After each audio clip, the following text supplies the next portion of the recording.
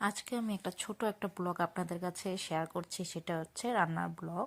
তো আমি আজকে কি কি রান্না করেছি সেটাই আপনাদের কাছে আজকে শেয়ার করব। তো বাজার থেকে নিয়ে এসেছে ছোট মাছ আর বড় মাছ। তো মাছটাকে আমি ভালো করে কেটে ধুয়ে নিয়েছি, তারপরে হলুদ, লবণ, পেঁয়াজ, টমেটো দিয়ে মেখে ঝুঁকে তারপরে কাঁচা তেল দিয়েছি, সরষের তেল দিয়ে এটাকে নামিয়ে নিলাম প্রথমে। তারপরে নামানোর আগে আমি ধনেপাতা কুচি দিয়ে দেবো।